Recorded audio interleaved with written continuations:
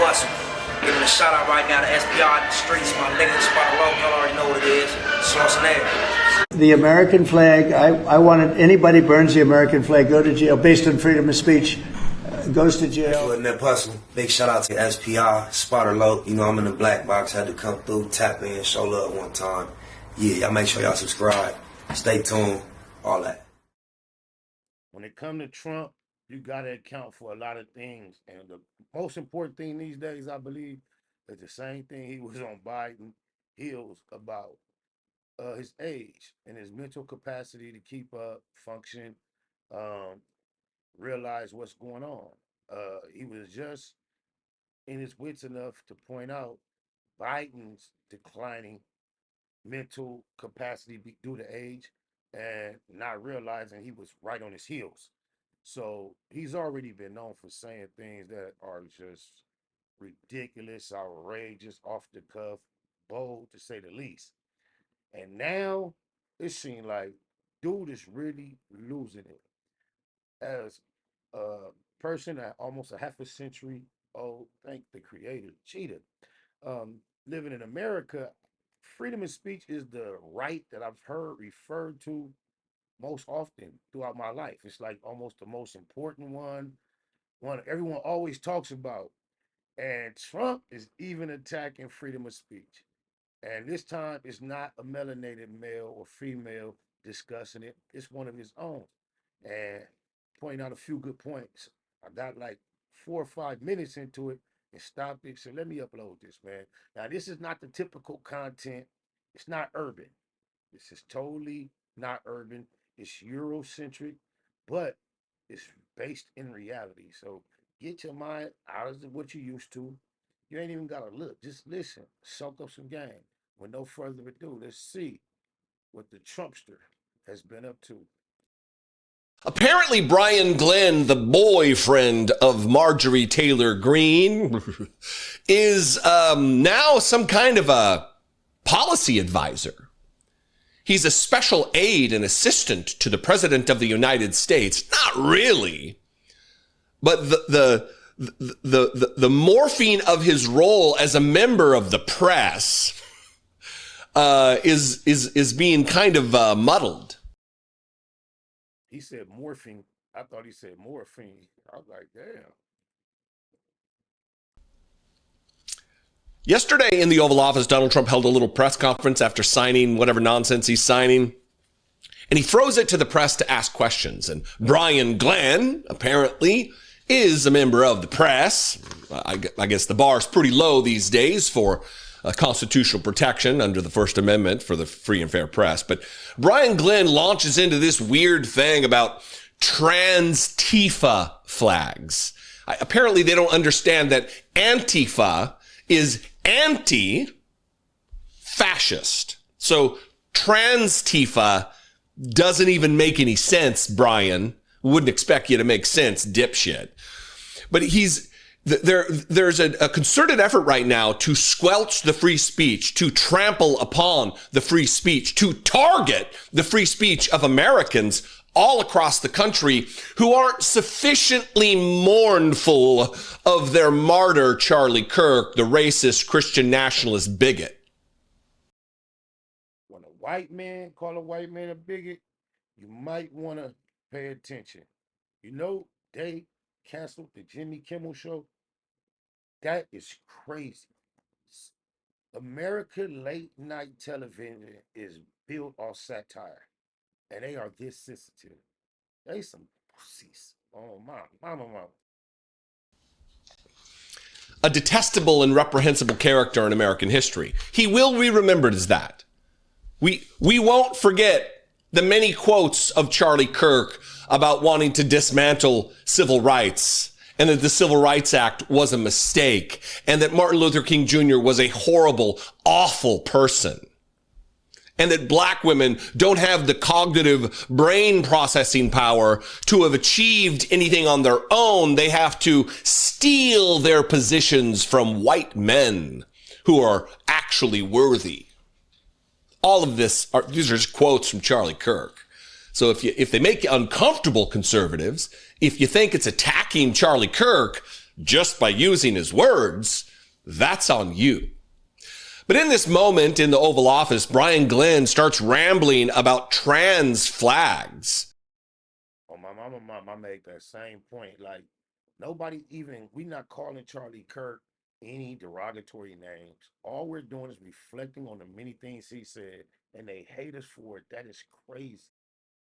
The flag that represents a group of people that is historically, to call them marginalized isn't just getting it done. They are abused. They are at risk of not only suicide, but also harm from the likes of people like Charlie Kirk and Brian Glenn and Donald Trump. So he starts rambling about the trans flags and says that we need to crack down. He's giving this idea to Donald Trump. Is there a such thing as being in a space, is being sensitive toward everybody, considerate, and still not supporting certain type of activities that you deem lascivious? Is it just like either be all in with is this no longer a moral issue? And are you no longer allowed to have your own personal moral compass? That's a question I would like to ask on this subject matter. Ideas that Donald Trump takes from Brian Glenn and runs with that involved squelching people's free speech, violating the Constitution of the United States. And he says that a lot of people are threatened by the transgender flag because it means a lot of different negative things to people. Very specific, fantastic. It means a lot of different negative things. And then he just throws in the word violence for some reason at the. So I'm taking it this dude is a Democrat. Yeah, he must be. At the end there. Watch this and then watch Donald Trump kind of devolve into a weird flag burning rant that has nothing to do with the transgender flag whatsoever. And then we're going to get to Brian Glenn and the direction, the power that he actually has in putting ideas into Donald Trump's mind that he then runs with, violating people's constitutional rights and ending the longest standing single protest in American history against nuclear war that was started in 1981 that Donald Trump dismantled because of Marjorie Taylor Greene's fucking boyfriend, Brian Glenn. First, though, the trans flag nonsense. I think she's a disgusting person. One more question, if I could. A lot of these, in recent of these kind of trans shooters that we've seen. Whoever he's referring to is a disgusting person. People have not, oh shit, I'm tripping. Whoever he's referring to as a disgusting person, people have not said much more than that about Charlie Kirk. So it's okay for him to refer to just whoever he just referred to as such. But they are trying to sanctify Charlie Kirk. This is crazy. The last couple incidents. This flag right here is up and down 14th Street. This is what would be a trans flag. A lot of people are very threatened by this flag. It means a lot of different negative things to people, violence. Would you be opposed to taking this flag down up and down the streets of DC? Well, I wouldn't be. Then they'll sue and they'll get freedom of speech stuff, so that'll happen. But I would have no problem with it. I will say, and Steve might just mention this, Todd, you might mention it too, because we're putting out an order. Freedom of speech means you can burn the American flag, which I think is horrible. But I noticed something over the last little while. As you do this, you start noticing things that you wouldn't normally think. It really causes unrest and violence when they burn American flag. So the American flag, I wanted anybody burns the American flag, go to jail based on freedom of speech. I wonder if gangbangers adopted any of these philosophies about flags and rags from the fucking United States government. It so sound a lot like gang banging talk to me. Oh, my mama. Goes to jail immediately, but the freedom of speech protected them, right? And so, that's been argued a couple of times, and it's one of those things. But you know what? Hasn't been argued, and we're going to be arguing it, I think, very soon. And that's the violence. They incite violence. So I saw it just yesterday. They burned the American flag, and people that were there were fine. And all of a sudden, they're going crazy, and there's fist fights. It wasn't in Memphis either. But I will say, it incites violence. And I think you just do the exact same thing. Don't use freedom of speech. Use the incitement of violence. I mean, it's really, you had to see, these people were going at it. I remember when I went to Disneyland grad night in high school, and I got into an argument. I was in a ride, and my buckle, I wanted to get off the ride before it started.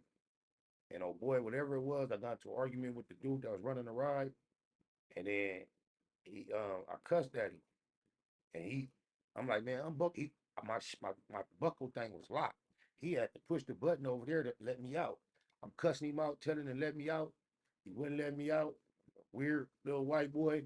Next thing I know, police came. Not security, police. Disneyland has a actual police department. Disneyland police, not Anaheim police. They have a jail at Disneyland. They took me to the jail at Disneyland, made me stay in there the whole grad night. It was like early in the night, cuz. Then at the end of it, they went on the speaker, had my school people come get me, opened up a big ass law book in there and showed me that using certain words that may incite a riot or something is illegal, and they put me in jail for cussing at Disneyland. Oh my mama. And you could burn other things and people just sit there, they fall asleep. You burn the American flag, and on both sides. But the level of violence I saw this flag burning cause was incredible. It was an incitement. So I hope you guys are going to be able to do that, Pam, right? Well, there's also groups called Trans-Tifa. So perhaps if you can label them a domestic terrorist group, in all reality, you could take that flag down because it would represent the Trans-Tifa. I think you probably could. They're not even being coy about their desire to violate people's free speech rights, sacred, protected rights under the Constitution of the United States. I mean, freedom of speech, one thing. Trans rights, another thing. Trans consideration and provisions, a whole nother thing. That's a tricky subject. I don't want to get all tried. The same party that whined and cried during COVID that White House gave recommendations on what things should be allowed to proliferate are now in a full-out assault on the Constitution against your free speech rights. Burning a flag is political speech. If someone gets upset by it because they don't understand the Constitution, that's not on the person who burnt the flag. Yeah, it sounds a lot like a dictatorship to be harmed for burning a flag. That's like, come on, bro. This is material that, come on. If that's the case, having a flag print on your underwear, the crack of your ass with shit stains on it should be illegal. It doesn't incite violence. If it does indeed incite violence, the crime is the person who committed the violence, not the person who burned the piece of cloth with some stripes and some stars on it. As though this party has any moral authority on respect for the flag anyway. We got our Department of War secretary who's wearing it as clothing on the liner of his sport coat. I mean, but that doesn't align with burning it. That's being proud of it. But even having it in your underwear is being proud, but you're desecrating it by putting it by the Duke shoe. But in a country that's so gay, they probably not really tripping on Dookie being on the flag if you're not worried about it being on you feel me? A country going so hard for the rights for men to put their life organ into a waste receptacle where nothing but the most toxic excretions of your body come out of. This is what they talk about in a large degree. Okay, you minus that act of it, it's not much about it. But just think the whole big pharma PrEP campaign is directed straight toward these type of individuals. He wears it as a pocket silk. So tell me again how they are the party that loves the flag with their their fat fascist fucking president molesting the flag on stage, hugging and kissing it as though it's a young child that he lusts after. Hey, yo, fool, I ain't defending him, but it's this that still don't equate to burning it. That's almost opposite. He probably should be a little more presidential with it, but we know we don't have a very presidential president in general. However, this is not equivalent to burning a flag.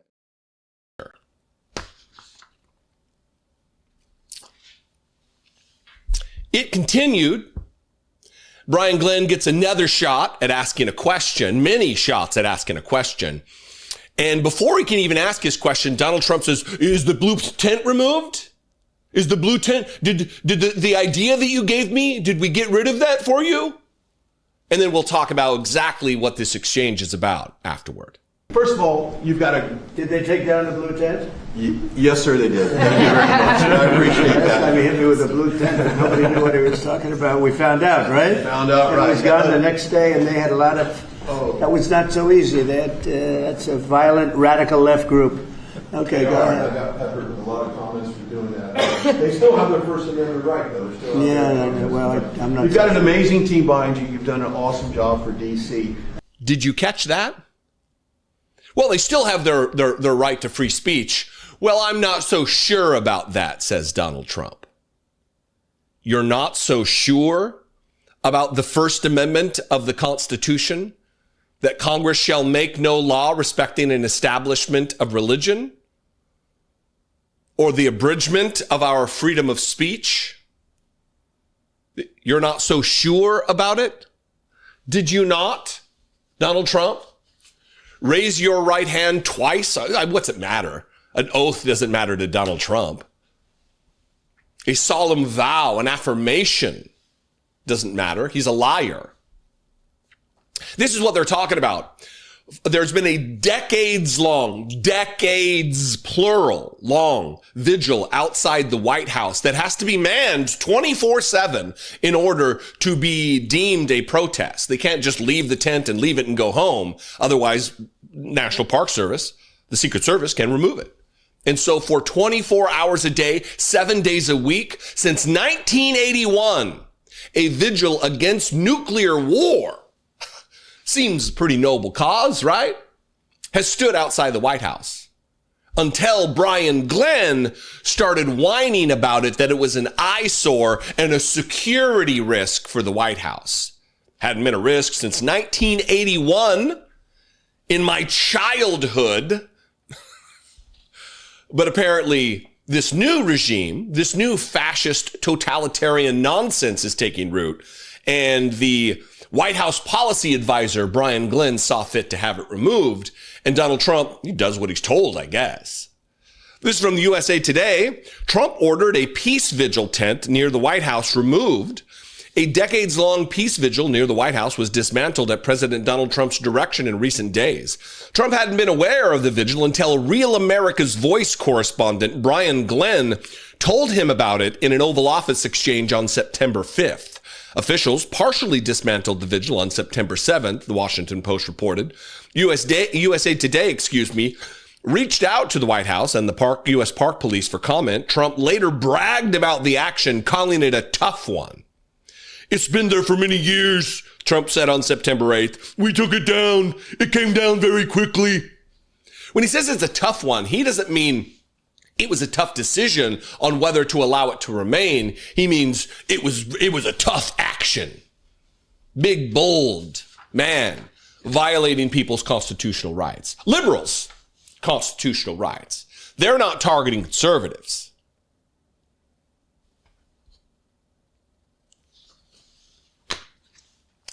I got a host of stuff to talk about today, and all of it has the patina of what is to come, and it's not good.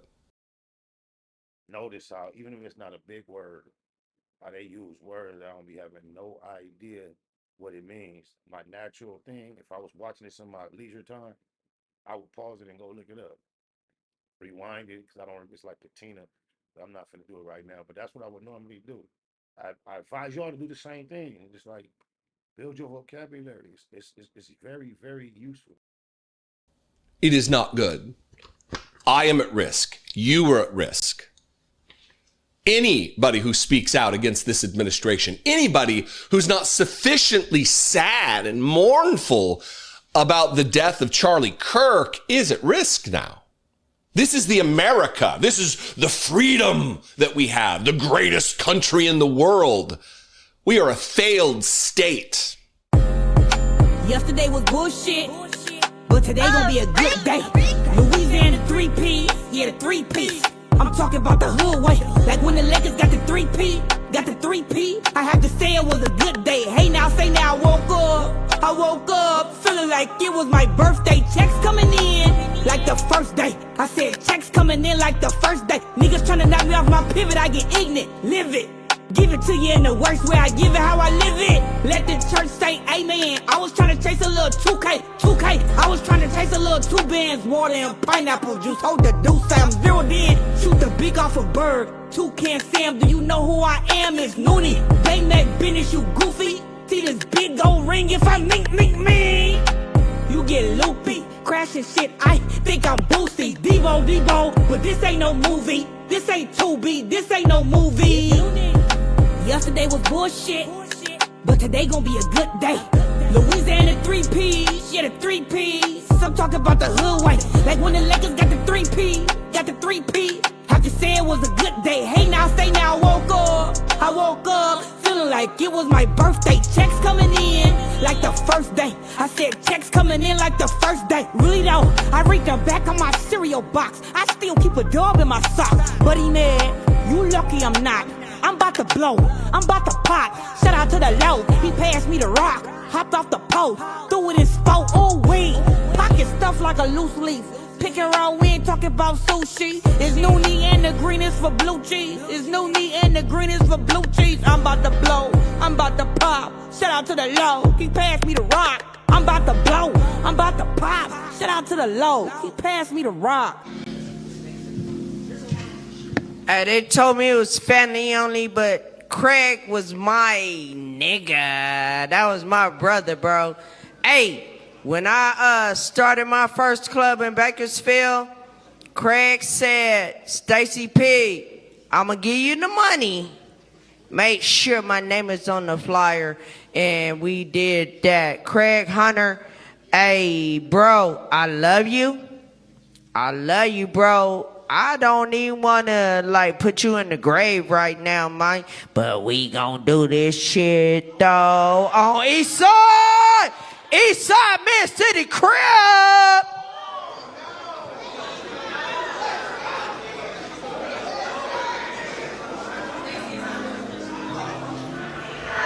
Yeah, neighborhood Nip Bustle. Giving a shout out right now to SPR in the streets, my niggas, Spot Low, y'all already know what it is. Sauce and air. Neighborhood Nip Bustle. Big shout out to SPR, Spotter Low. You know, I'm in the black box, had to come through, tap in, show love one time. Yeah, y'all make sure y'all subscribe. Stay tuned, all that.